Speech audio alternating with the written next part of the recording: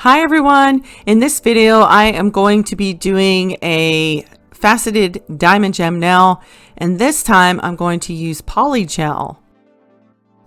The first thing I did to my nail was apply a no wipe gel top coat. I cured that, and now I am applying OPI's Push and Shove. This is a metallic nail polish. It's just a regular nail polish. Let that dry for about 1 minute, and now I am applying a jelly polish. This is a gel polish. Once I get the nail coated, I will cure this for 30 seconds.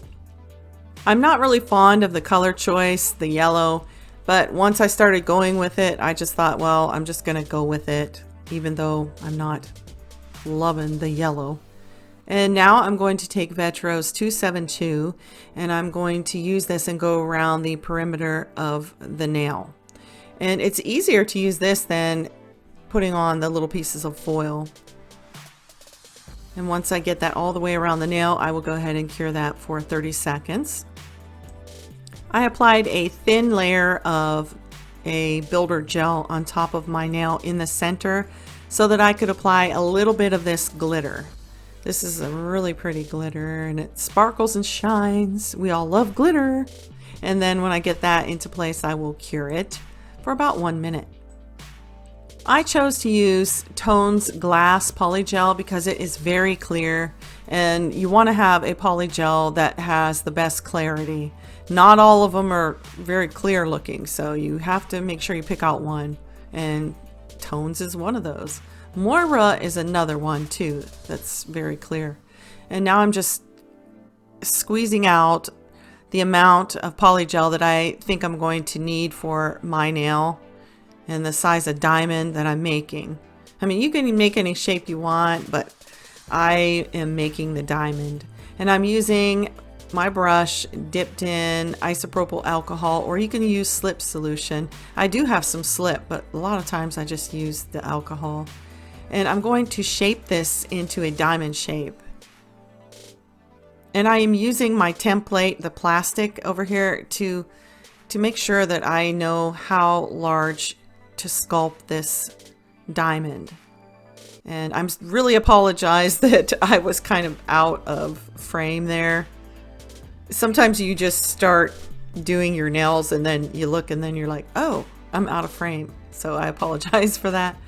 And I just keep pushing the polygel around and trying to get it into the shape of a diamond. And with polygel, you can just take your time and work because it's not going to run on you and it's not going to cure. So it's really good to use for this. And now I'm going to put that piece of plastic right over top of the polygel. And the plastic that I used is from a photo book. You know, a photo book that holds your pictures, that has cardboard, and then it has the stickiness, and then it has the thin sheet of plastic over it. That's the plastic that I used. And it's a really good plastic to use because it kind of like molds itself into the polygel and in the other builder gels. So I really liked that choice of plastic.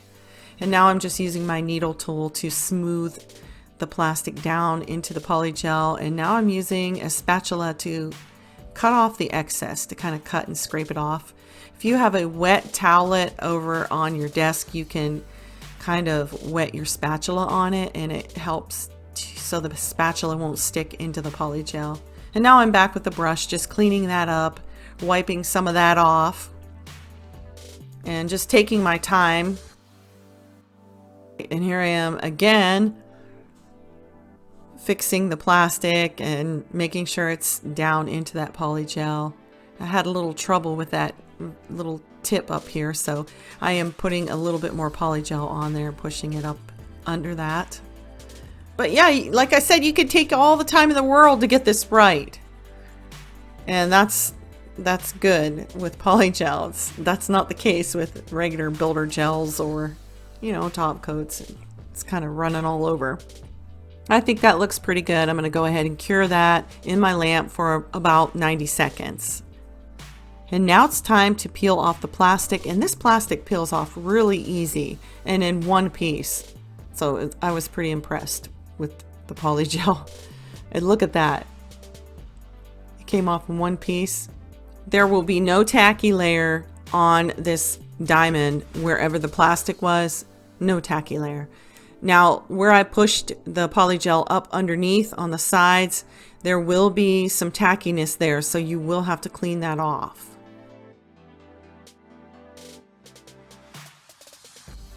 And there it is, all finished. It definitely worked with polygel. Very impressive. You know, when I do this again, I'm going to take my time, take a little bit more time and get it so it's a little bit more neater.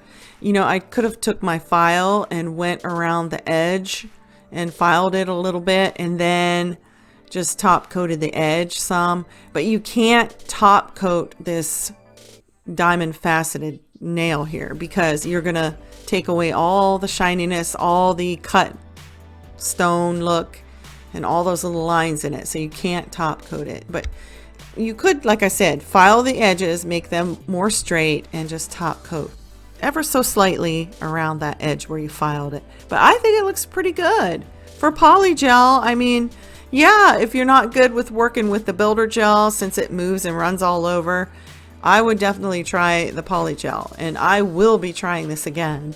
I think it turned out good, and I think it would look so much better with another color. I just wasn't into the yellow.